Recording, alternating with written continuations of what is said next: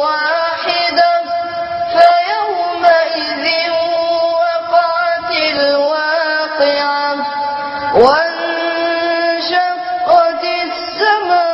السماء فهي يومئذ واهية والملك على أرجائها ويحمل عرش ربك فوقهم يومئذ ثمانية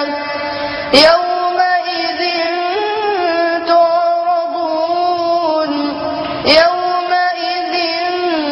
تعرضون لا تخفى منكم خافية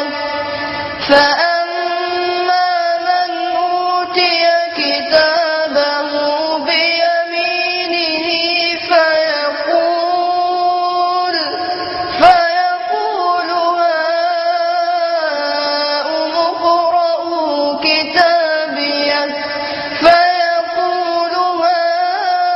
هاؤم اقرءوا كتابيه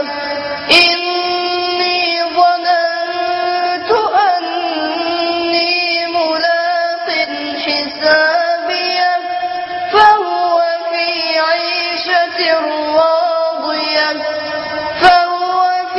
عيشة راضية في جنة عالية قطوفها دانية كلوا واشربوا هنيئا بما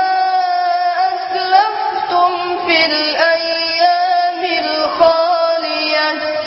وأما من أوتي كتابه بشماله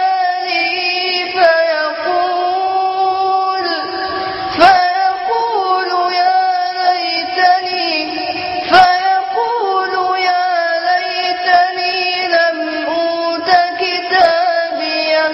ولم أدر ما حسابيه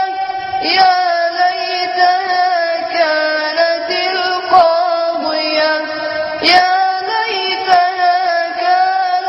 القاضية ما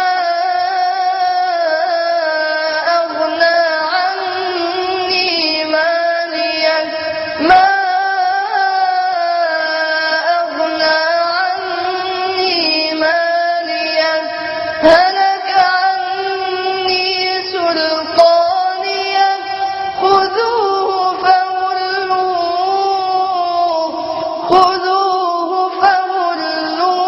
فغلوه ثم الجحيم صلوه ثم في سلسلة ذرعها 70 ذراعا فاسلكوه